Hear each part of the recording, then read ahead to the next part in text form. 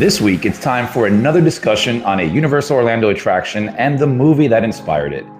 The, can't even say this properly, greatest ride at Universal Studios Florida is the topic of this week's discussion. We talk about Fast and Furious 6 and Fast and Furious Supercharged. This is episode 453 of the unofficial Universal Orlando podcast.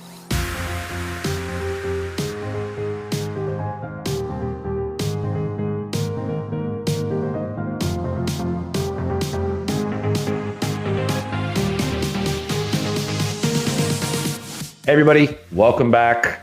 So glad to have you as always. We're pretty excited about today's show because we're talking about someone's favorite ride ever in the world and one of my favorite franchises. But when I say we, it's not just me. So joining me, I have Lee. Hello everyone. You know how much I love it. Yeah, we don't have Tracy or Michelle with us today, but instead we have two Producers Club members here. One you've heard before, that is Kelly. Hi everyone. Hello, Kelly. And a new voice, Jonathan. Hello, everyone. Hello. Welcome to the show, guys. Yeah, a baptism of fire. Yes, the hazing shall begin now. Kelly knows the drill at this point. Jonathan's new to all this. It's going to be you'll interesting. survive it. Yeah. Kelly's already show note shamed You just me. got to get past the first one, that's it. I only got a message off Kelly today. Are you sure that those show notes are right, by the way? I think you might want to change that there. I'm pretty sure that's not real.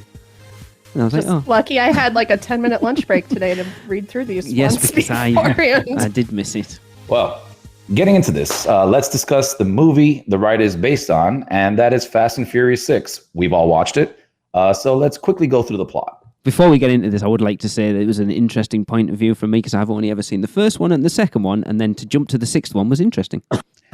Yeah, huge gap there. All right. Following their successful Rio heist, Dom Toretto, Vin Diesel, and his crew of professional criminals have retired around the world. Dom lives with Elena Neves, Elsa Pataki, and his sister Mia, Jordana Brewster, lives with Brian O'Connor, Paul Walker, rest in peace, Yes. beautiful human, and their son Jack, Giselle Yashar, played by Gal Gadot, and Han Solo, as in SEOL-OH,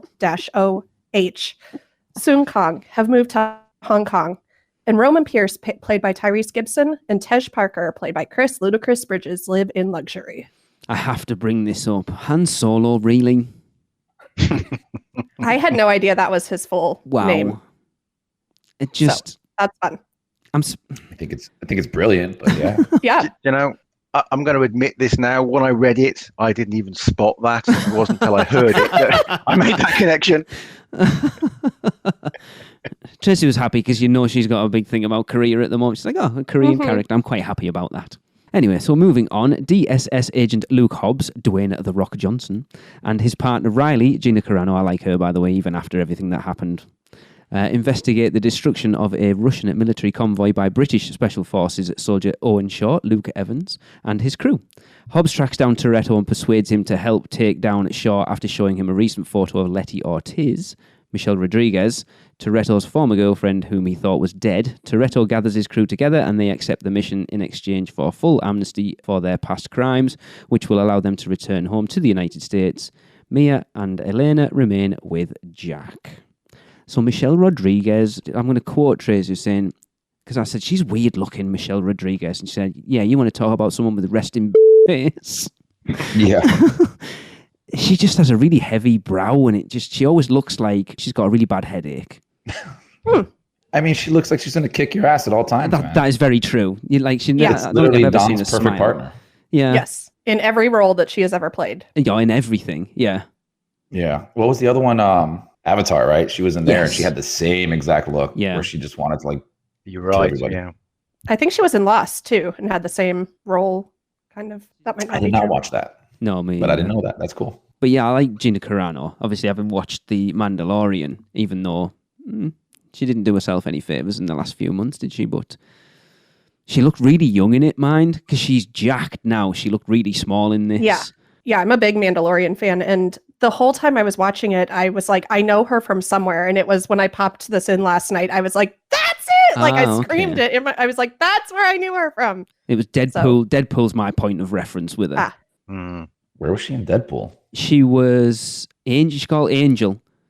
Ajax is the woman who ends up fighting Colossus at the end. Oh, yes. Okay. She looks Wow, very I didn't even different. put that together either. Yeah. One of Shaw's henchmen leads the crew to Shaw's hideout, but is revealed to be a trap intended to distract the crew and police while Shaw's crew performs a heist elsewhere. Shaw flees by car, detonating his hideout behind him and disabling most of the police, leaving Dominic, Brian, Tej, Han, Giselle, Hobbs, and Riley to pursue him. Letty arrives to help Shaw and shoots Dominic without hesitation before escaping. Back at their headquarters, Hobbs tells Dominic's crew that Shaw is stealing components to create a nightshade device which can disable power in an entire region.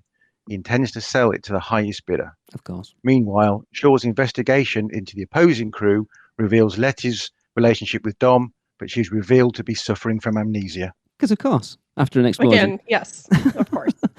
So that little F1 car thing that Shaw has was pretty awesome, actually. I thought this car chase was actually really good. Yeah, that little F1 car was super dope. It really was, especially like when they flipped it round to, I Yeah. can't remember which car it was to flip over. Because Tracy's obviously not being on this show, she wasn't really paying attention. But the point she checked out went, right, I see where these films are, is when The Rock is driving along on like the level above them. And he says, take the wheel, and then jumps like 3 stories onto the top of Shaw's car. And you're like, really? Okay. I think that would hurt quite a lot. And probably break a few ribs, if not a lot of other bones. I mean, we'll get there, but there's another awesome jump. There at is, the you're end. right. Oh, yeah. Yes, there is, you're right. He's got a pretty good aim to jump that far and land so squarely. Exactly, Across especially highways, right? Yes. And when they're driving Yeah. at about 50 miles an hour. There's a lot of physics involved in that, and I don't understand any of it. So Look. It does look really cool, though, flipping the cars over and over. Yes. Yeah. Kelly, you and I talked about this when we were talking about you coming on the show. They're just dumb action movies. And sometimes, do you know what? It's nice to just sit and watch a film and turn your brain off. yep. You know, the first half, this film really should be right up my street. I mean, fast cars, action, and the first half, I think it really was. Just as you said, Lee, disengage your brain, watch it. I was really quite enjoying Yeah. at least the first half. I think like going back to dumb movies, it reminds me of what is that trilogy that has every single 80s action star in it just doing- Expendables. Expendables, right? And there's like 3 of them. Yeah. I think there's up to 3, yeah. Those movies I hated, right? Well, the first one I hated because Me I'm too. like, this is the dumbest thing ever. And then my brother-in-law just sat me down. He's like, look, pretend like nothing exists and this just a dumb, like every 80 star coming together to just shoot and laugh. And then I went to the movies, I saw part 2, enjoyed it. Especially when like, what was it? Who popped out there? I don't know. It's another 80s action star. I'm like, this Van is Damme. Jean-Claude Van Damme. Van Damme was in it, but Alright. why am I can't, I'm drawing a blank. He did Bowflex. Chuck he- Norris. Oh, Chuck Oh. Norris.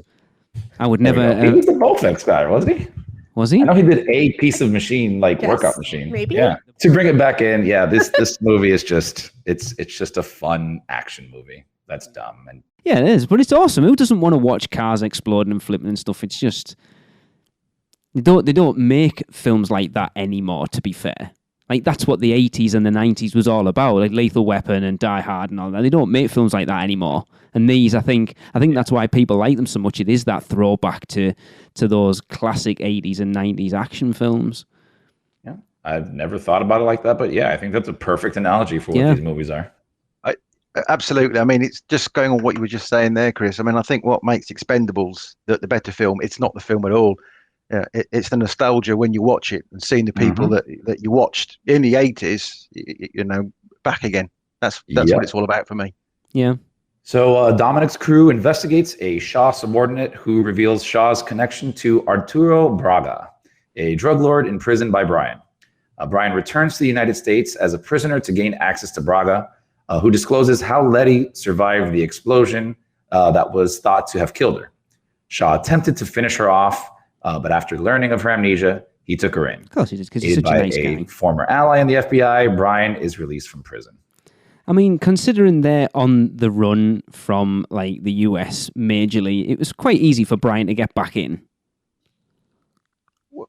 Yeah, I mean, even more, why? Why does he need to go back, really? Just to find out that she had amnesia. That's it. But they kind of talk about that anyway. It's, Yeah. Yeah, I think there's lots of jumping country to country, which I guess it's all part of the makeup of the film. Yes. But, quick hop back to LA. Yeah, they had a lot of money to play with for the budget. It's like, how many countries do you think we can film in? 12. I think it's 12 I read somewhere. Oh, wow. I'm sure I read that somewhere when I was researching this, that they filmed it in 12 different countries. Blimey. And like major metropolitan, like recognizable areas in most of these countries too, not just like some side street that they could pretend Very was true. somewhere Yeah, because I else. know a lot of the car chase in London. London's not an easy place to close up shop and Right. film car chases in. Absolutely. Yeah. Very recognisable, though. I was Yeah, picking out the bits that I recognised. I've never been. So I do have another question as well. So in the flashback that Letty, so she crashes, she's climbing out the car. So the guy, I forget who it is, points the gun at her, and then chooses not to shoot Yeah, her, shoot the car. but shoot the car instead, trying to kill her. Yeah. What was that about? Because it's Michelle Rodriguez. We can't kill her off. Her face scared him away. Oh, In a very intimidating manner. Well, again, that's where you have every major movie franchise like shtick up on the board, and they're like, how can we get amnesia into a Yes. movie in the future? Like, I know, let's not kill her, but let's blow her up from behind. That's how we solve the amnesia problem. in fairness, he still could have shot her in the head. The bride survived in Kill Bill, so just because you shoot someone in the head doesn't necessarily mean they're dead. Yeah, they hit that one little metal plate there and it stops. She didn't have to go flying, mind, if you watch that explosion when he shot it. Whew. Pretty impressive again. Yes. I'll bring it up later when we talk about this, but there's something even more impressive I know that what they're you're gonna gonna have to say. explain. And I have no clue how they're going to explain this. I know what you're going to say, but But we'll talk about that. yeah, I'm sure. We'll get there. All right. In London, Dominic challenges Letty to a street racing competition and afterwards returns her necklace he had kept. And he won. Letty leaves. He won, and he gave her a prize. What's that all about? He wants her Right. back, Lee. Oh, You missed the bits in between, Lee. I don't know why he wants her back. Imagine looking at that face all day. Oh, Lee. Come on. I think she's the mean- sexiest woman alive. Do you need one some year, aspirin? Because you look like you've got a headache again. so. Oh, boy. All right. Letty leaves and Shaw turns up, offering Dom the chance to walk away, threatening to hurt his family if he doesn't. Dom refuses. Tej tracks Shaw's next attack to a NATO Spanish military base. His crew assault a military convoy carrying a computer chip to complete the Nightshade device. Dominic's crew interfere, destroying the convoy, while Shaw, accompanied by Letty, commandeers a tank and begins destroying cars along the highway. Brian and Roman manage to flip the tank. Letty is thrown from the tank, and Dominic risks his life to save her from falling to her death. Is this your bit, Chris? Wow. No, this is No. not it. All right. No, I thought you were it's going something for else that at the end of the bit. movie. So No, but this is a great jump, though. So she gets blown out of the tank, and he manages to jump, catch her, land. I don't even know how far that distance is, and not smash his back to smithereens.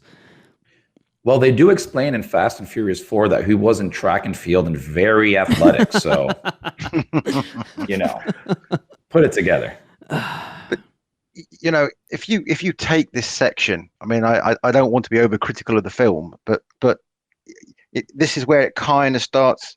I mentioned earlier, I enjoyed the first half. Yeah. From this sort of point on, it seems to get more and more ludicrous. From Pardon small the pun. things. I mean, you watch the. Sorry. I couldn't hit my mute button in time No, to that was not laugh. perfect. Sorry. I mean, you notice the escort. It's going around, it's bashing cars out the way, yet never gets a dent on it. Amazingly, it's It's a quick reminder to tell you that this is all craziness happening. So there was a point where Tracy commented, and it was, so the tank was, every car it came into contact with, it squished. Apart from, was it Tej's, that it just kind of butts up the back of it and pushes it along? yeah. She's like, how come it's smashed every other car, like gone over it, and yet that one it just happens to push along? Because he's Ted's just the best. You Exactly. trust his parts. because he's getting paid a lot more than the other people that were driving those other cars. But it's interesting how you throw that rope over the barrel of the tank, and that managed to flip it. Of course. Just like the Iron Man of the series. He's the tech guy. He just used to run a pool party in Miami, and now is a extremely knowledgeable a mechanical engineer and programmer, everything. But Dom obviously foresees this and knows exactly where this is going to happen to line his car up and get out of it and hit the barrier and jump into the air and land perfectly on the other side of the road. And not even have a bruise. And not even a bruise on him. Like, that would have probably, I don't even know, both of them, it probably would have, like, she would have smashed him if the car that he landed on didn't. Because the other car was moving too, right? Probably. Yeah, so there's like a 50-mile-an-hour car hitting you. You're coming at, across from another highway, and then a body's landing on you. What a catch. So we go back to talking about how, like just throw your brain out of the window and just enjoy it for what it is. Did you notice as well? So just going back a little bit. So the road race in London. So they've got these performance cars. They are racing around London, yet the police arrive immediately, and they are able to keep up and keep track with these cars right on their tail until they're not, when they're nowhere to be seen. Not quite sure what happened. What police cars do we have over here? Like Subaru. They look like Astras. Well, I thought that. I know a lot of the police drive Subaru Imprezas, but like the ones on sort of motorway drivers, but not. I don't know what the ones in the major cities would drive, but they're certainly not keeping up with them. With a Formula One car? No, not really.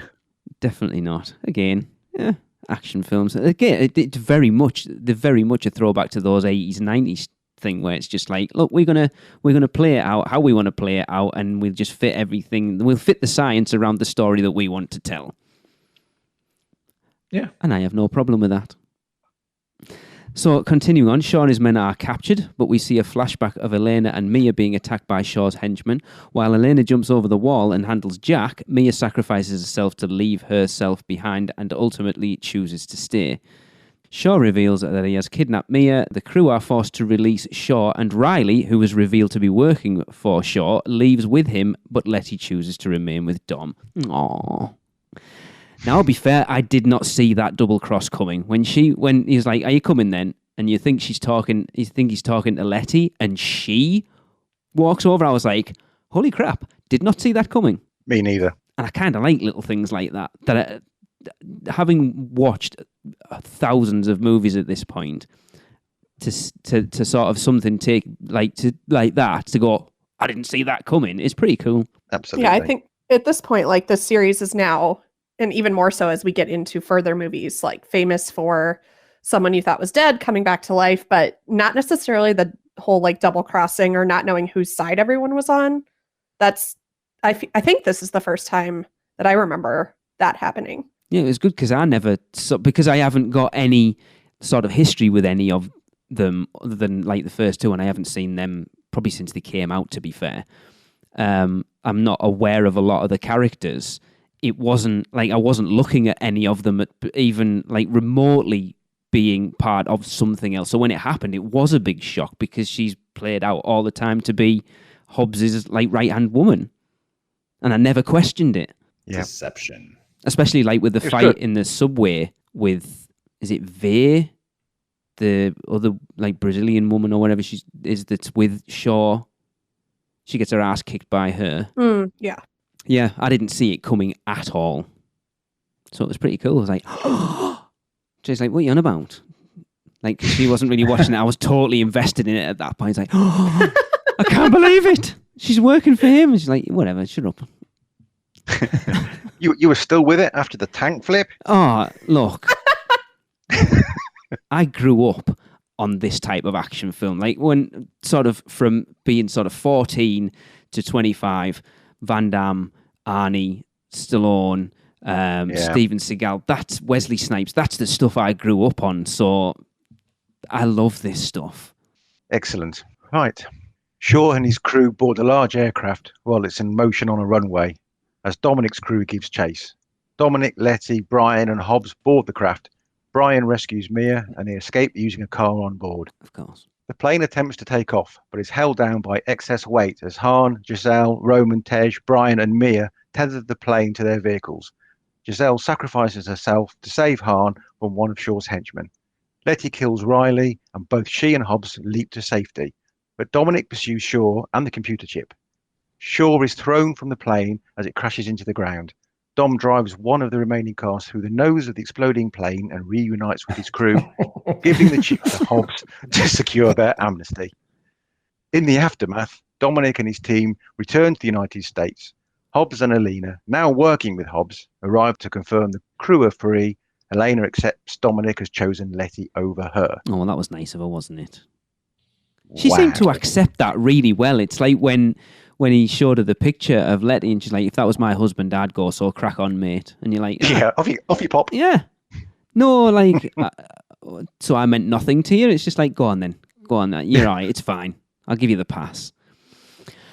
So I really think that they've been setting up the entire movie for this scene here. Right. To make sure that you realize that nothing, physics, time, matter, nothing exists anymore, right? Because we got a couple things here we got to break down. Okay, so a major, like a giant plane with thousands of pounds of thrust that can carry cars is being held down by a few cars. Okay. We also have to accept the fact that Dom goes through the plane and comes out pretty unscathed.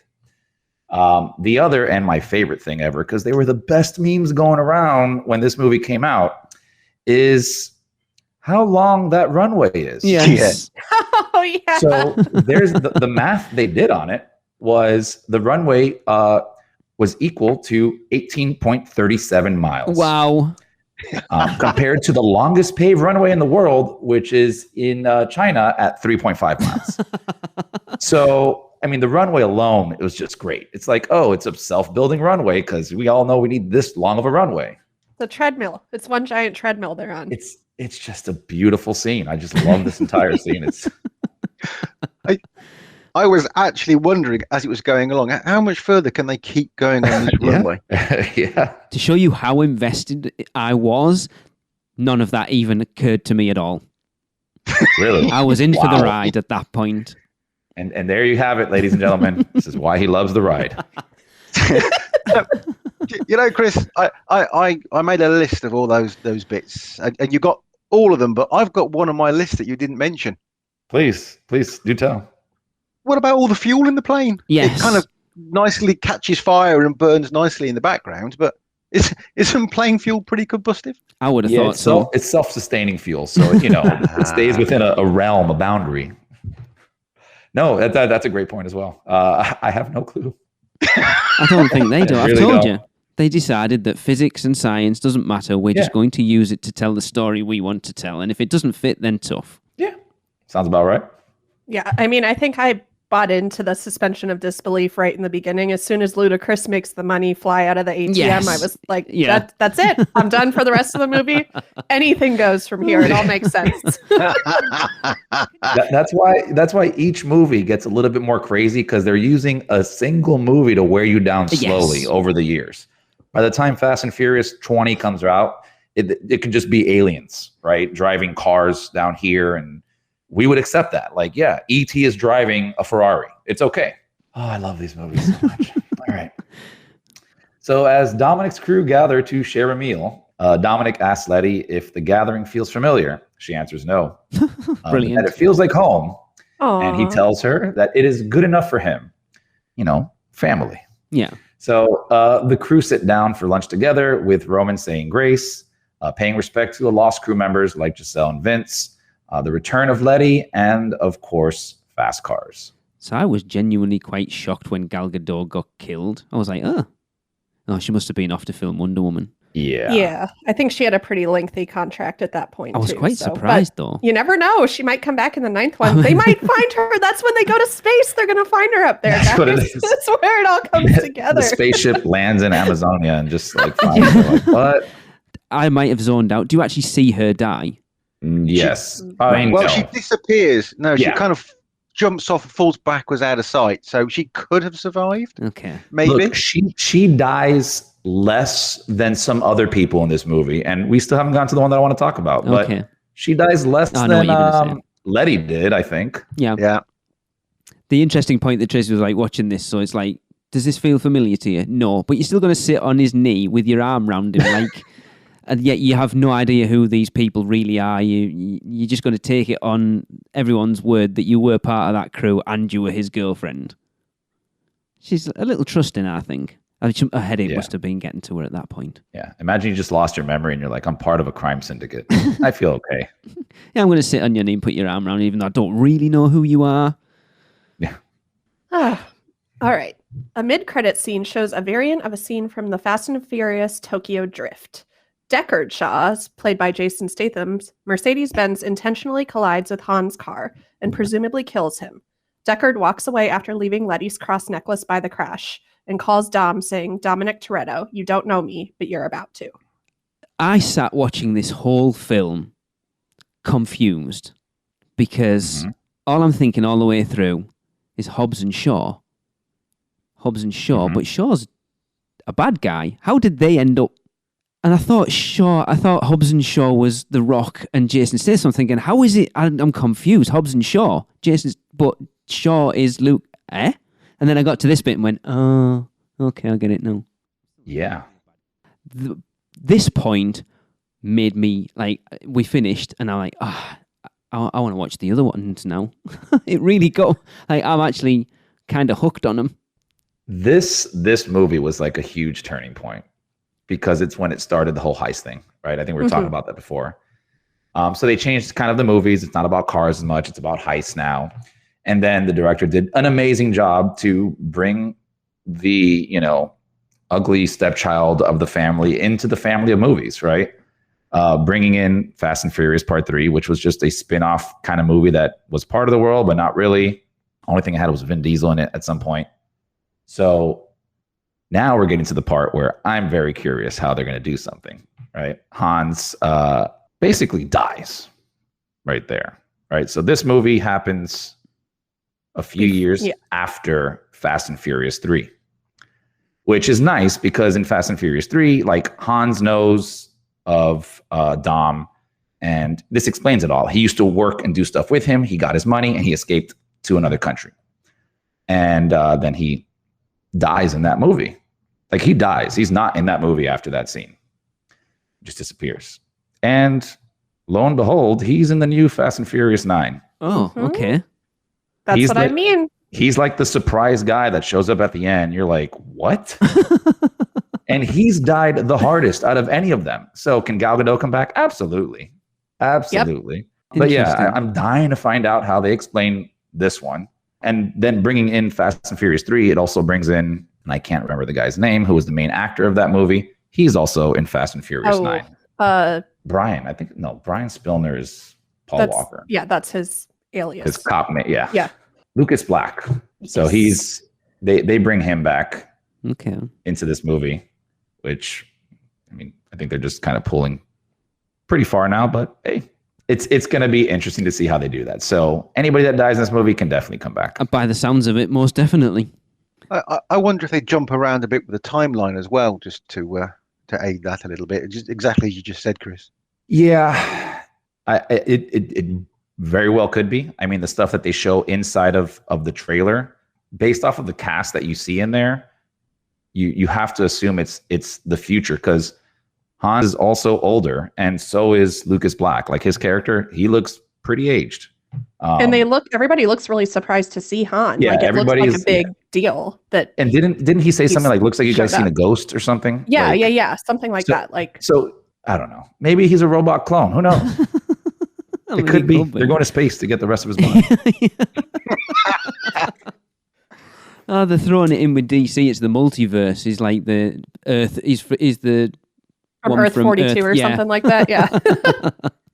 That'll be funny. That does. Oh gosh, the trailer for 9, when Tyrese Gibson and Ludacris are in the presumed to be a rocket in there, I was like dying laughing at that part where he's duct taping his gloves on. It looks those are the two people that end up in space, that will be comedy gold. I love those two so much in this movie. Like they are my favorite. Good. Yes. Aside from The Rock and Kevin Hart, because they're also really good together. I love these two together. Like they are hilarious. They say the same stupid lines over and over again, but they execute them so well that you still have to give like a laugh, like a courtesy laugh, and just enjoy it. Yeah. Yeah, like I say, only having seen the first one and the second one, watching this made me really want to watch the rest of them. Fun franchise. I really honestly, enjoyed it. Like, don't look too much into it. Yeah. If you enjoyed the 80s, that kind of stuff, and you look at this like a modern day 80s movie, then you're going to love the franchise. It's just great. Yeah. They sprinkle in the right amount of comedy, right amount of like cool special effects, crazy CGI, and you have perfect movie there and a pretty good cast. So going forward, the one thing that's always annoyed me is in a lot of movies, having Jason Statham where they give him an American accent, his American accent is terrible. So when they've actually allowed him to have his Cockney accent, I'm all in for that, because I like Jason Statham, but when it tends to, he's just awful when he has to try and put this fake American accent on. It's just terrible. But when he's just being Jason Statham, I think he's pretty cool. yeah, So I'm definitely in for the next one. I was like, oh, have we got time to put the next one on yet? It was like 11, like half 11, so I was like, no. definitely have to see the next one to I understand wanna the watch Fast and them all. Furious ride. Yeah. Cool. Let's take a quick break, and we'll be right back. Have you taken a stroll down Diagon Alley and visited Gringotts Bank? Taken a ride through New York with Jimmy Fallon? Visited the truffler trees in Zeus Landing, or hung out with a real-life Transformer? No? Then what are you waiting for? At Universal Orlando Resort, there truly is an option for everyone. Or if you're leaning a little more towards pixie dust rather than ones and portions, Disney destinations around the globe await your arrival. No matter the adventure, our sponsors have you covered. Be sure to let the experts at Mouse Muggle Travel Company take care of all your travel needs. Earning the distinction of being an earmarked agency specializing in Disney destinations, as well as becoming one of the first to be named a U Preferred agency with Universal Parks and Resorts vacations. Mouse Muggle Travel Company will ensure you receive top-rate customized service. Just visit mousemuggle.com to fill out a non-obligation quote request, or send your request to info@mouseandmuggle.com. Their team can take care of you no matter where in the world you go. With a flick of their wand and a little bit of pixie dust, the process will be so seamless, some might even say it's simply magical. Welcome back. So we have discussed the movie. Now let's talk about its theme park counterpart, Fast and Furious Supercharged. The ride was originally part of Universal Studios Hollywood's Tram Tour and first opened as part of that tour on June the 25th, 2015. The ride was then announced for Universal Studios Florida on August 25th, 2015, and will be replacing both Disaster, a major motion picture starring you, and Beetlejuice's, I never know whether it's Beetlejuice or Beetlejuice's. I'm going to say Beetlejuice, Rock and Roll Graveyard Review. Everybody was so excited, by the way. Oh, they were. They thought the hype was there. Taking over that bigger space, it's got to be something amazing. And they're building this giant building. Oh, it's going to be so good. Yeah. Oh. They didn't wait long, did that? It's 2 months from debuting in Hollywood to announcing it in Florida. No, that's interesting. The people were like, we got a hit in our hands. We got to bring it there quick. I mean, the movies were just raking in the money at that point, though. So maybe it was more like they knew what they had, and let's announce it as soon as we can before people go, hell no, we don't want that. All right, well, the ride officially opened on April 23rd, 2018, and it's based mainly on the 6th installment of the Fast and the Furious franchise. I would debate that, but it also features Luke Evans as the villain on both the film and the ride. Wait, have I got this wrong? Should we have been talking about Fast and Furious 7? No, but it's important to see 7 to understand why you would build that ride today. Okay. Because 6 came out such a long time ago, and the story makes zero sense in the ride after you see everything else. Okay. On May 2nd, 2018, it became the first ride to be confirmed for the new Universal Studios Beijing Park in China, but due to negative feedback it received in Orlando, it is being replaced. While similar to Hollywood's, Florida's ride is a standalone attraction. Guests enter from the San Francisco area of the park through the facade, which represents a garage with Dom's Charger parked outside. The queue winds through the garage or garage. Yes, this is an interesting. We have this debate on the show all the time. I would say garage, but it sounds quite northern. Garage. Garage. Should we vote on it, or should I just go with it? Look, in fairness, if I said the word garage, it would make me. I would think I would sound ridiculous. So I suppose it depends on how comfortable you feel. I would say garage. I'll let you figure it out. In the first movie, did Dom say, if you can't find the right tool in this garage, then you don't belong in a garage? Or you figure it out. Was that the one where he gets shot and then comes back again? Yeah, that was his clone brother. Right. I think I'll go with garage because I think I'll make a mess of it otherwise. The queue winds through the garage, which is full of the hero cars from the movie. Guests enter a room with pictures of the characters and a television screen and are greeted by a live actor, Pat, who tells them about the garage. Mia calls and tells guests that Dom has won another street race and is celebrating at Sullivan's garage and that guests are invited.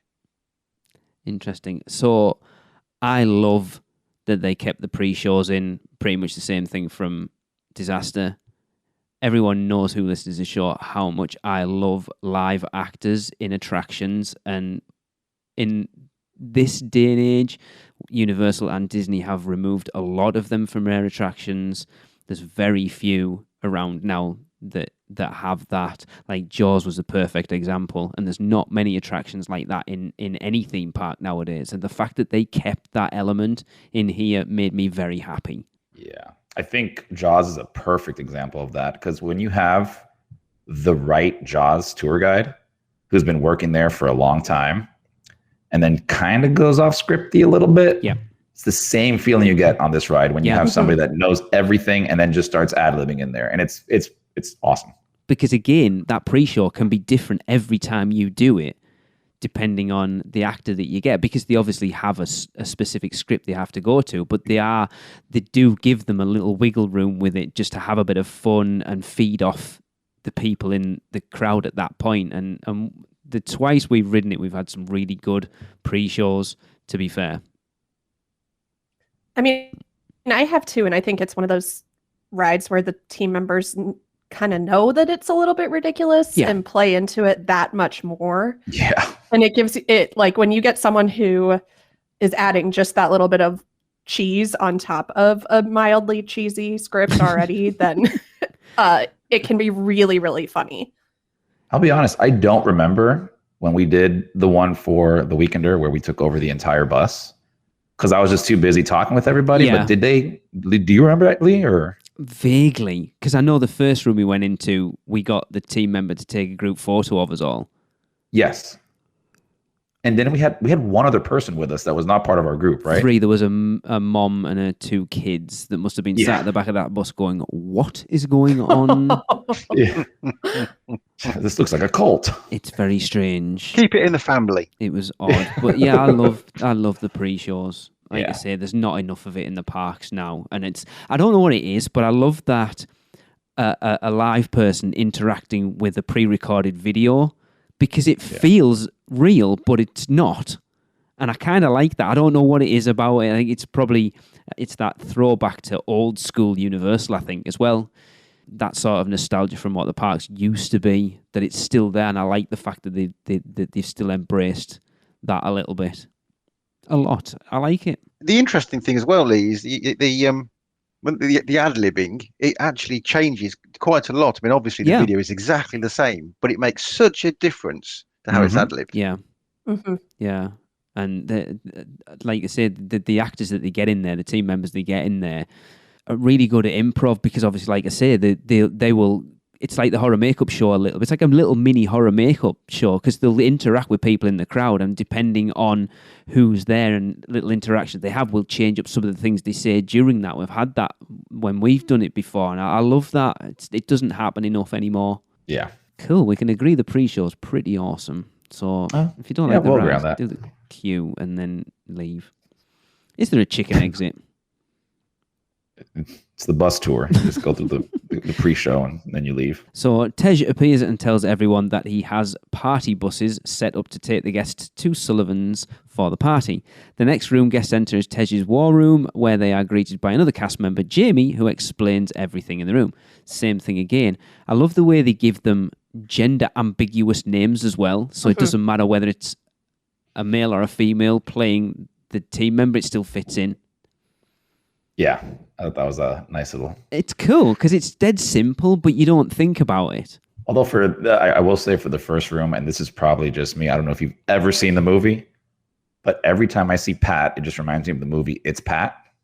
I've never even heard of that. I don't think I know what that is either. It is. Me neither. Look it up after. It's a mid-90s comedy movie, and it's somebody called Pat. It's a lady dressed up as a guy named Pat, and you're just the whole movie trying to figure out if it's a guy or a girl. It's Pat. And it's Pat. I've just found it. Saturday Night Live. Yeah. Yeah, it came from there, but had a movie about it. So Tej calls in and tells everyone that the party buses are ready, but is called by Dom, who tells him that the FBI are honing in on their location, and to make matters worse, Owen Shaw is following them. Tej calls Hobbs, who informs him on the plot, and reminds guests to turn off their phones so Shaw can't track them. Clever. Guests enter the loading area past wanted posters for Shaw and his gang. Again, I like the fact that they work in the can you turn your phone off into the storyline. Makes sense. It's a little thing, but I think it just adds to the overall story of it rather than just turn your phone off because we don't want to hear it. The one thing we haven't mentioned at this point, going back to the queue, is there's a ton of Easter eggs in that queue. Yeah. There's a little Beetlejuice doll in there somewhere. There's the like electrical boxes with the 3 switches on with a date because it's like earthquake, disaster. Yeah, earthquake, disaster. And then Fast and Furious, and they're both off, and Fast and Furious is on. I like that little... Yeah, the queue's actually really good. Having watched the film, the queue's quite faithful to the movie, actually. Like, obviously, the cars that you see are the cars from the movie, whereas, like, when I first went through, I have no idea what these cars have got to do with anything, and then you watch the movie and you go, oh, yeah, they're all their cars, which is pretty cool. Yeah, I mean, we can talk about this, I guess, when we give our overall thoughts, but I like these movies, but this is, like, my brother's franchise. He's 2 years younger than me and is, like his first car was a Honda Civic, like, straight up out of the first film. Right. And so I'll put it this way, my brother walking into this queue was pretty much beat for beat me walking into Diagon Alley the first time of how much his mind was blown by this. That's so good though. Yeah, like pointing out like this was from this and this was from that, and like, oh, this, this is Dom's muscle car in between these two movies. Like, okay, again, it really speaks to the car crowd. Like, yes. and coming, like, I don't think I was even driving when the first one came out, or I just got my like restricted. But when it came out, like that car, seen down here in the States, especially in South Florida. Yeah, that's where I'm from too. So okay, same. So know how everybody was buying a Honda Civic, throwing exhaust on it, and thought they were in the movie. And that movie spoke to a generation of like avid people in that realm. And I think that's also why like these movies are so popular, because it kept on with all the trends of what the cars were doing at the same time, and people just loved it. So I can only imagine, Kelly, like how your brother felt going in there. I mean, I had like some of that nostalgia as well. Yeah. Kind of going back in there, seeing these things, because now you're like on set kind of the movie you grew up watching for years. Yep. Because obviously this is a weird point of view from you then, Jonathan, because you haven't done the one in Orlando, you've only done the one in Hollywood. Very true, but I mean, they are so similar. As far as the queue goes, though, it won't be, will it? Because obviously the one in Hollywood doesn't have the queue. No, true. But you kind of go into, as it goes into the building, you get the layout of the vehicles are parked up. You drive past them. All right. In the queue. Okay. So it's done very well. Interesting. I'd love to go to Hollywood and do that tram tour. Do you know, it makes such a difference. I mean, the way that it flows through. I mean, I won't talk too long about it, but because you go through the back lot and it's quite slow, you take it all in. It's great. You do the Kong thing. You do Fast and Furious. You actually feel like you're going so much faster because you're being sat on a slow coach that now is, going fast. Interesting. All right. Guests board the buses and head for the party. The bus drives further into the garage where, using a Musion effect, a party is interrupted by Agent Novak, who escorts the partygoers out of the room. Agent Novak wants to stop Roman, but Dominic Toretto and Letty appear on a truck, followed by Hobbs, who has a bigger gun and takes Novak away. Like, really, can you believe? Like, this is what I love that Universal does that Disney doesn't, and they separate themselves off from that family-friendly crowd. That we've actually got an attraction at Universal Studios Florida with technically a joke in it. Yeah, doesn't he call him like Sugar Puss or something like that? And they say like me off or you off too, like in the attraction. Oh, I love right? Universal. Did you catch as well that when Hobbs says my good's bigger than yours, he kind of looks at the screen and smiles, almost gives you a cheeky wink. Yes. Yeah. Yeah, they know what they're doing. And going along, like I've always said, what I love about what Universal does, and we've very much talked about it when we've done these shows before for like the Mummy and Gringotts and stuff, is it's very easy for a theme park to do an attraction based on a movie and just be beat for beat the plot of the film. But again, like for however you feel about Fast and Furious Supercharged, it's not just the movie.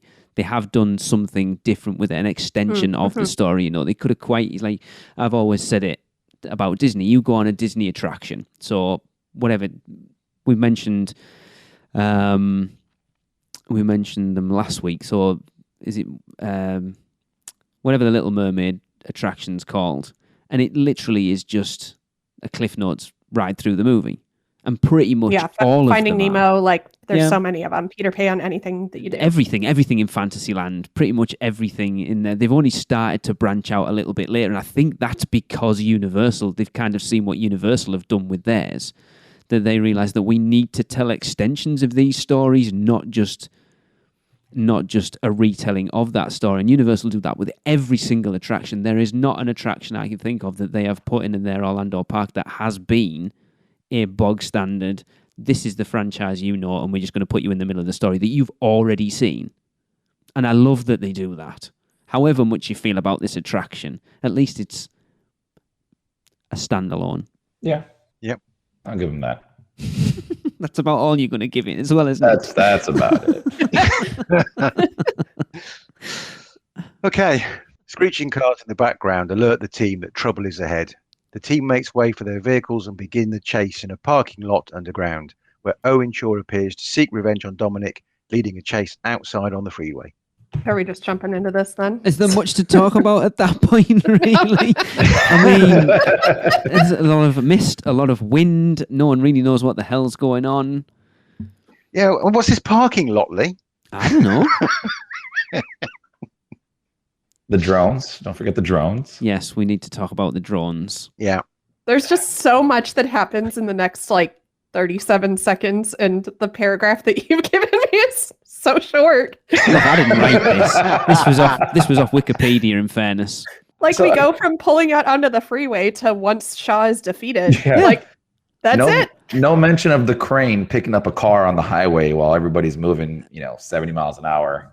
But if you watch, the crane is on the back of a lorry. Okay. Yeah, no, I saw that, but still pretty impressive, I think. Yeah, true. I'll be honest, I've Very only good ridden crane it operator. twice, and I didn't have a clue what was going on either time. There was that much going on. I was just like, I just don't know what's going on, but I'm enjoying it. I kid you not. Like, and I think I've told you this before, the couple times we've ridden it, especially in the beginning when it first, came out, we rode it, we're like, so we came off, we're literally just silent. We walked off of a brand new ride silent. And the weirdest thing was everybody was silent, Yeah. which is super awkward for a ride coming off, especially like a brand new, like thrill, whatever you want to call it, ride. And each time we rode it, it was kind of the same thing. And now it's changing because people have ridden it and they just kind of like laugh and poke fun. But in the beginning, it was very, very much silence. I remember the second time we rode it, literally heard a kid go, "What was that?" to his mom. And I'm like, I don't know, kid. I'm with you. It's very weird. I think the most common thing that I hear at the end is, was that it? Like, is it over? I think that's the thing, because it doesn't really have an end. The whole thing is about you going to this party, but then you get to the end of it and it's like, party? Where is it? Yeah. You've just given me a thought there, Chris. We're talking a bit earlier about the film and the fact that it gets a bit carried away with itself, a bit ludicrous towards the end. Maybe it's intentional to be poking fun at itself and the ride. Maybe. That could very well be it. I mean, they're slowly building you up to this. Yeah, that's a solid theory right there. I mean, they're almost making fun of themselves in the trailer for the 9th movie. Like they say out loud, like, we've already blown up a plane and a tank. Like they say that out. Oh, yeah. That's a line in the movie, which made me laugh so hard. They're becoming self-aware. Yes, very self-aware of that kind of stuff. That's not a bad thing.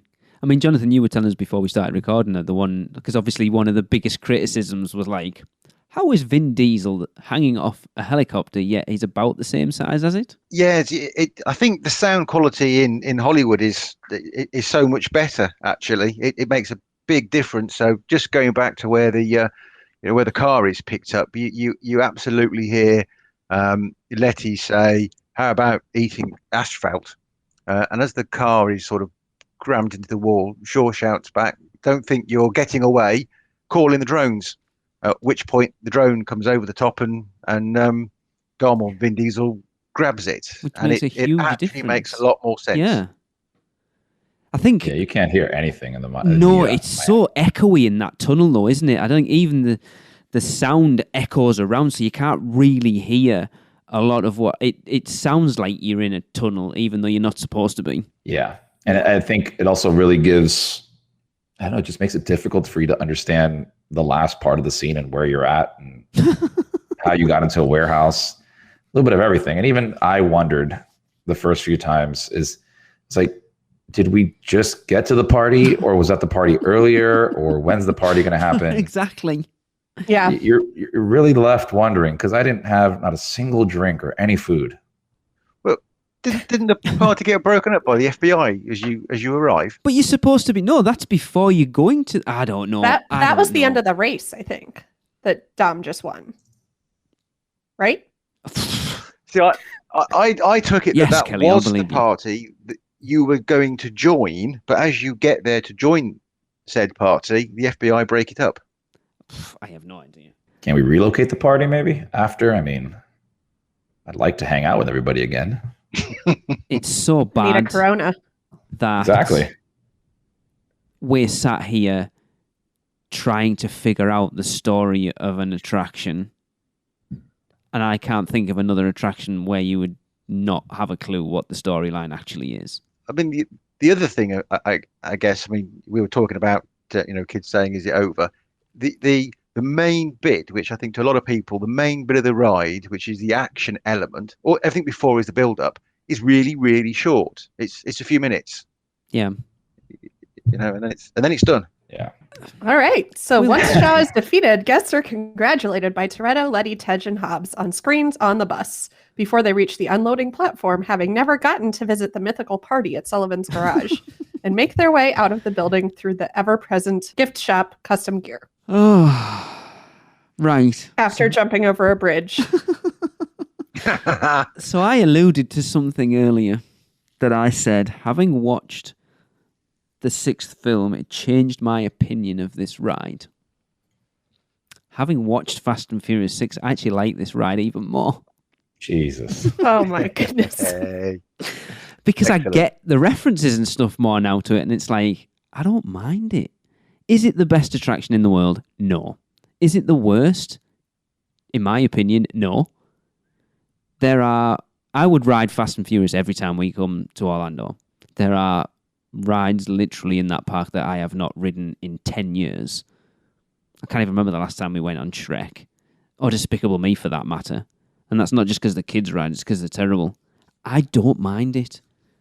It's like people complain about Jimmy Fallon, and it's debatable whether you can say this is worse than that, because they're very similar, kind of. Like, you look at the pre-shows, like the pre-shows for both are really good. The actual, I know Fallon is, well, I suppose they're both rides in brackets, screen-based, sort of motion-based things. It's crazy because Fast and Furious has the better ride mechanism or vehicle. You move around, has a franchise behind it, has all this stuff, yet I still enjoy the story on Fallon more. Do you think it comes from a point of view that people like Fast and Furious, they know what it is?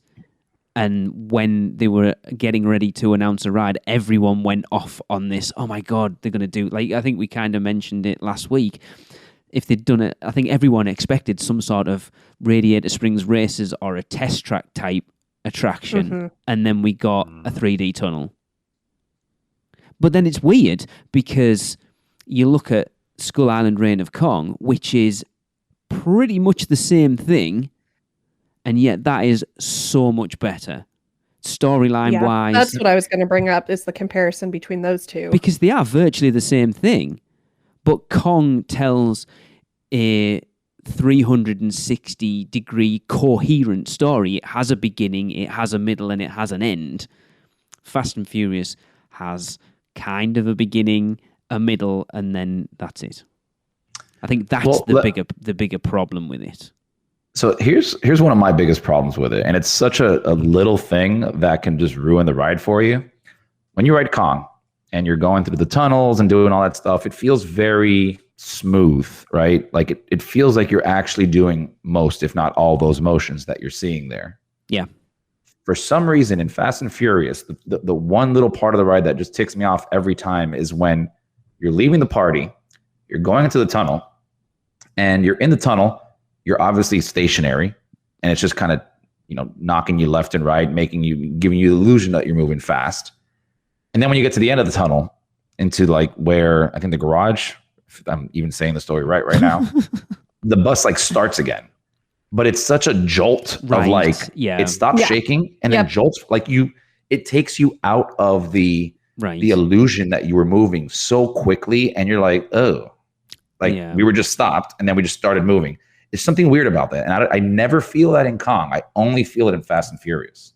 That's a good point, actually. I'm interested to ride them when I come back over. Because I've only ridden Fast and Furious twice, and I've never paid attention to that, but that makes sense. I think, like Kong, you've got that big payoff of the animatronic at the end, haven't you? You've literally got no payoff on Fast and Furious. There's nothing at all. And it was like 2 warehouse boxes at the end, no? Well, but you do get a car chase. You get a lot of action. You get a lot of shooting, and it's a bit more adrenaline fueled. Well, it's intended to be a little bit more adrenaline fueled. I think if you can take it for what it is, if you're a fan of the movies and the franchise, and you kind of feel that, I think you'll get a lot more from the ride. I agree. I like it. Like, I came off it, and I think everyone, when we did our review after the weekend, I think genuinely everyone thought I was trolling them, and I wasn't at all. Whether my opinion was changed by the fact that everyone knows how much that weekend meant to me. I was in just a complete state of euphoria for a week, and I'm sure it must have affected me a little bit.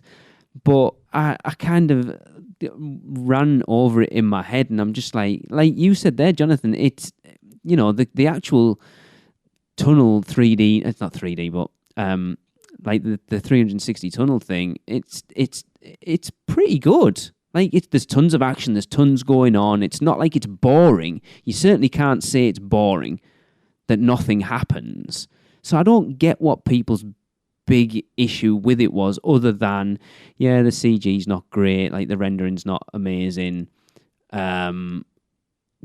People probably wanted something a bit more real. I think it's expectations. I think a little bit of that last one. It's expectations. Yeah. Right. I think that's what it comes down to. I think it was the same with, we've said it with Gringotts before, that because you had Forbidden Journey set the bar for theme park attractions so high, and then Gringotts was the next one, and it's kind of a step down from what Forbidden Journey was.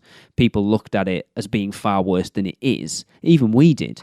And I actually prefer Gringotts over Forbidden Journey at this point, because I think you go in with an expectation of like, it's going to be that next iteration of what Forbidden Journey was, so it's going to be better than that. And when it's not, it takes a step down because of that. And I think Fast and Furious suffers from that because people were expecting something way more than it was. Yeah, I mean, I think that's my main opinion and main criticism of it, is that it was just kind of felt like a dud when it came out in the like string of things that it came out with. Like that Kong came out first. And I think everyone was expecting, like you said, Lee, that like, well, we know this, you know, it looks like it's going to have at least people who are into theme parks and stuff like that. Like, okay, like the ride vehicle looks similar to Kong and Kong was amazing. So how much better will this be? Yeah. And that it was kind of shorter and it felt clunkier. And there wasn't like Kong has the outside part beforehand. Like there was no other, there just wasn't as much payoff. It felt shorter. Agreed. You never know where to look. Whereas in Kong, there's like a very clear, not only a very clear story, but like a very clear, like everybody look over here. Now everyone look over here. That sort of thing where you could look out the right and look out the left in Fast and the Furious and see two totally different stories, having no idea which one you're supposed to be watching. Yeah. But just, yeah, like that it came out, like you get, you know, bang, bang, bang, a couple years in a row, you get Diagon Alley, you get Pandora over at Animal Kingdom, and everything is one step up and one step up. And then Kong comes out and it's like, well, this is going to be similar, but better. And then it kind of just, it was okay. But I think if this ride would have come out 10 years ago, it would have felt like this brand new, yes, this is cool. That sort, you know, they would have had to use a different movie for it, but it just kind of suffers from comparison, like a teenager in high school. Like it's like, you know, doesn't quite match up to its peers. Well, here's an interesting thought. So the first time we did, well, let's just talk about Harry Potter overall. We did Gringotts first. We went in Diagon Alley, blew our minds. It had just opened. The ride kept breaking down, so we queued maybe 4 or 5 hours to do Gringotts. But every step of the way, it blew our mind. Later, we rode Forbidden Journey afterwards. Okay. And actually, I felt Forbidden Journey was a step down. Really? Gringotts. Wow. Yeah. Now, but I think, I mean, the queue is amazing, but then the queue in Gringotts is amazing. Walking through the banks and watching all of that. I tend to consider the ride is the payoff at the end, really, and I really feel the ride at Gringotts was so much better than the Forbidden Journey in comparison. Interesting. And if you continue that way of thought, I mean, I rode Spider-Man loads of times. When Transformers came out, it was a step down. I know you'll agree with that, Lee. I mean, no, I love Transformers. I know, but I wonder if you hadn't ridden Kong and you did Fast and the Furious for the first time, what would you think? Yeah. And then if you did Kong afterwards, what would you think? See, that goes into the point I was just about to make. I think a lot of the pushback on Fast and Furious was that was the last attraction that I think, please someone pull me up if I'm wrong, but I think it was the last fully screen-based attraction Universal did. That was the one that they got the full pushback on that made them go, I think we need to ease off on using screens as heavily as we do. Because you had Kong, you had Fallon, you had this, and I think it was just at that point where people were getting too much screen fatigue, and that was the last straw. So I think that plays into it quite a bit as well, because you look at everything that's come out since, they haven't done that much, but it's been, the screens have enhanced the attraction, not been the focus. I think when we had our anniversary show, it was Nikki and Gabe from the Theme Park Duo, they said it, where the sort of Forbidden Journey and they put screens in and they went, oh, these are good. And then we put another screen in and people like that, so that's what people want, screens, and they went really heavy into screen-based attractions. Well, and that was so much more affordable to do too at the time. Like that was right after like the market had crashed and they were trying to get people back into their parks, so they were just pumping out as many new attractions as possible to like hold that over Disney's head, because it's way cheaper to like make this movie and throw it up on a screen than it is to, you know, build a Pandora attraction or Slinky Dog. And reliable as well. That's what it comes down to a lot of time. Screens are more reliable than animatronics. So here's one quick thing, Lee, to kind of play devil's advocate to your statement there.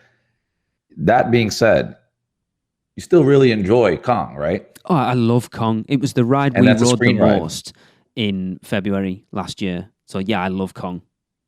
So it kind of goes against what you're saying, where it's like, you can still have an all-screen ride and still really enjoy the ride. Now, obviously, they put a little bit more effort into that one, I think, Yeah. than Fast and Furious. Yeah, because it's not completely screen-based. You've got physical elements. There's a lot more physical elements to Kong than there is to Fast and Furious. A lot more. I wouldn't say a lot more, right? So you got that if whole you want to do a outdoor comparison, portion, the big opening doors at the front, the bats, the animatronic at the end. I would say there's a lot more to it. well, you don't really see it in the forefront, but like on the Fast and Furious ride, when you're kind of going around in the bus, like there's an alleyway with like an RX-7 there. Yeah, and there's like another there's a lot of cool things back there, but it seems like so far away, so it's not really in the forefront as you would where like you're entering the cave and you have the little creatures there and all that kind of stuff. So, I wouldn't say, and we can probably do a show just trying to count all the props and seeing are they equal or not, but it wouldn't be that much different instead of how the sets are set up and how much of physical props there are and things like that. But again, you have two rides that are, for all intents and purposes, the same thing. The same thing and completely different for some. I mean, obviously you like Fast and Furious, but one is great. I love Kong. I love riding Kong. If I can ride Kong every time, I will. Phenomenal. I skip Fast and Furious most of the times, unless I'm literally bored or have ridden everything and it's no wait, then I'll go on it. But I have to even force Alexa to go on it with me because she literally will. We did Shrek last time. Oh, wow. We do Shrek once every 5 years to remember the ride. And I don't remember the last time I did Fast and Furious. Like, it's probably been years. Oh, I can tell you now, when we come over next, I won't get Tracy or Jade on it. I'll ride it with Raymond because he's never been on it. And then whether he'll go on it again, I don't know. I'll ride it with you just to see your look on your face to go, oh my God, this is so good. Or finally go, this is terrible. Yeah, maybe. And I think, honestly, I mean, I don't get super bad motion sickness, but Fast and the Furious hits me. I don't know if it's just feels more claustrophobic or that there is so much action, like I said, happening. Whereas they're both, you can't deny that both Kong and Fast and Furious have that 360 degree. Like, that's a big deal. But like I said, like, I kind of know where to look in Kong. So even though it's 3D, it makes me less disoriented. Although last time, I don't know, Chris, if you've had this experience with Kong with the sheet dividers that they put up between the rows for social distancing, reflecting the 3D. So I when I wrote it in December, like, I was feeling for Tracy because my 3D glasses fogged up immediately from my mask. So I'm like trying to adjust everything, and it's 3D, and the 3D is bouncing off of the plastic panels that they have between. I legitimately elbowed my best friend in the face because I was trying to manage everything. But outside of that, I get less disoriented from Kong than I do Fast and the Furious, and Fast and the Furious isn't in 3D. See, that's interesting because I suffer from motion sickness quite badly, and I don't get it on either of those. Yeah, I don't get too much motion sickness, but I could see exactly why you would on Fast and Furious, because there's a lot more moving parts on the screen where you're like jumping around, your eyes are going everywhere. Whereas with Kong, it's a little bit more focused, right? You're kind of keeping your eyes on Kong. You could look to the other side and see, some dinosaurs over there, but you're not jumping everywhere on the screen. Yeah. And probably that is, reducing the amount of motion sickness you might get from the ride. I mean, I like the ride. I would ride it before a lot of other rides there. I wonder if I talked a little bit earlier about the sort of pre-shows and the part before the ride. Fast and the Furious, it feels like a lot of it is a prelude to the ride. It's holding areas. It's really well themed. Yeah. But it's a holding area to the ride, which is a couple of minutes long. Yeah. When you go on Reign of Kong, in essence, that build-up feels like part of the ride. So the ride feels a lot longer. It's a much better payoff. Yeah. Yeah. Yeah, but there is more to the ride as well. It'd be interesting actually to compare once you board the bus or truck and actually compare ride time to ride time, how different they are. Yeah. I think it's only I think you're in the tunnel, honestly, less than or right up to a minute for Fast and the Furious. I was trying to watch it on my lunch break today, and it was like, I was like, this video is 12 minutes long. How I don't remember this ride being this long. And it was like walking through the queue, and then it's pre-show 1, and then it's pre-show 2, and then you're in the Mushin scene, and I'm already like 11 minutes into this 12-minute video. Yeah. I don't dislike the ride. Like, I would do it if it was short, but I wouldn't invest more than probably 25 or 30 minutes Well, I don't think on I'd this, just invest because that I much don't in get to go very often, and there are so many other rides and attractions and even shows that I like so much better. So when I get that such limited time, it's just not going to be up at the top of my list. Yeah. But also, I don't dislike it, and I think it's definitely a victim of the time that it came out. Definitely. Yeah. Yep. Yeah. Cool. Good point. Well, speaking of the ride, we have a clip from Bill. Hey, UUOP. This is Bill Jensen, live from Universal Studios, outside of Fast and Furious Supercharged. I'm out here because I wanted to ride the ride for Lee. Thank you. Because I know Lee loves this ride. Well, just got off the ride, and guess what? Well, first I want to say, Lee, what the crap was that? That was the waste of my 15 minutes. But just kidding. The ride was all right. I've been on the ride in Hollywood on the tram tour. And that ride, I think, is better because it was shorter. But anyways, I just want to say, hey, UOP, happy 10-year anniversary. You guys are going strong, and keep up the good work.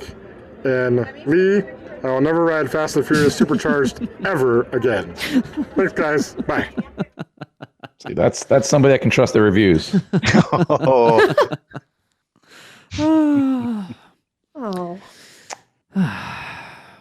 Look, I don't mind it. And like I say, having watched the 6th film, I actually like it a little bit more. So I'd be interested to ride it again, having watched that. But I don't mind it. And now, having had this discussion, there's definitely more I want to pay attention to next time I ride it. So I'm looking forward to riding it again, actually. Yeah, looking forward to seeing what you have to say again after you ride it without a bunch of fun people. We will see. Chris is saying that everyone that goes to Universal are not fun people. Is that what you said? Yeah, I just hate people. That's what it is. Yeah, Tracy's with you. I'm sure she'll except for Producers Club members. very That's good. it. Yes, of course. And listeners. Our cultists. It's got to be. It's your mindset, isn't it? I think if you like the franchise, the queue's not too long. I think it's pretty decent. I think you have a good time. But if you're going to queue for an hour to get on it, definitely, and you're not a big fan of the franchise. Oof, that's a recipe for disaster there. Yeah. I mean, one blessing of the queue is that a big portion of it is inside. So if you're there on one of those days in July when everything's a 2-hour wait, at least you'll get an hour and a half of that one inside and out of the sun. And because it's got those pre-shows, you're getting entertained in the queue as well. So it's not just a bog standard queue. You've at least got those little pre-show rooms as well to entertain you a little bit. Yeah. So, given the choice, would you bring Disaster back in its place? Yes. I would. Yes. In the same format, it was looking very tired when I last saw it. It wasn't holding up well. I mean, if it could be not even maybe upgraded, but like restored to what it was in its heyday, I would pick Disaster in a heartbeat. That cheesy pre-filming thing. I mean, yeah. I don't know. Because Good question. What about you? I wouldn't. No, I would. The one thing I would probably like to do, I can put up with all the foibles and all the strange. If it was just a bit longer, if instead of being 2 or 3 minutes, if it was 5 or 6 minutes with a bit more action and a bit of a payoff at the end, I think it'd be great. But yeah, like you say, I like it. I genuinely don't mind it. Well, is it the best thing ever? I'm gonna ride it like 4 or 5 times every time we go. No, probably not. But if it's got a 5-minute wait and we're passing, and I'm like, yeah, I'll jump in. Fair enough. Yeah. It's not something like Shrek where I would avoid it like the plague. I want to do Shrek just because I don't think I've done that since, gosh. It's I maybe did it once or twice when all my friends were at UCF, but like, I mean, we would go down there. I would go down there every couple months on the weekends, and I think we maybe rode that. Like, I think we racked up probably like 20 rides on Dragon Challenge in those couple years, but I think we did Shrek once or twice. Yeah, I don't think we've been on it since we took the kids for the first time, which was 2009. Yep. We went on it earlier this year. It's still pretty bad. Yep. It's as bad as it was and probably worse. Cool. And the seats hurt. Yeah. Well, I think we have beaten this movie and ride down to its bare bones, its bare metal. And I think that's going to wrap it up for us. This episode's probably been as long as a movie. It's been really good, actually. I've actually enjoyed the Yeah, conversation. it's actually been pretty fun. Yeah. Cool. So we will end with another Universal Is, and Jonathan has this one. But all you have to do, if you want to be involved, is drop us an email to podcast@uuopodcast.com or send via Facebook, Instagram, or Twitter what you think Universal is in 3 words or less. Jonathan, it is over to you. Thank you. I think at the moment, Universal is feeling my pain. There you have it. See you next time. Guess that wraps things up for another unofficial Universal Orlando podcast. You guys did all right. Follow us on Facebook, Instagram, Twitter, YouTube, and Pinterest, keyword UUO Podcast. Listen and subscribe to us on Apple Podcasts, Spotify, Google Podcasts, Stitcher, or anywhere podcasts are found. You can find our blog at uuopodcast.com. Send us your spews, which Lou gets your poo recordings, questions, or comments to podcast@uuopodcast.com. Check out our friends, the Theme Park Duo, and our awesome sponsors, Mouse and Muggle Travel Company. So, until next time, don't give up your day job. Say cheese. See you later.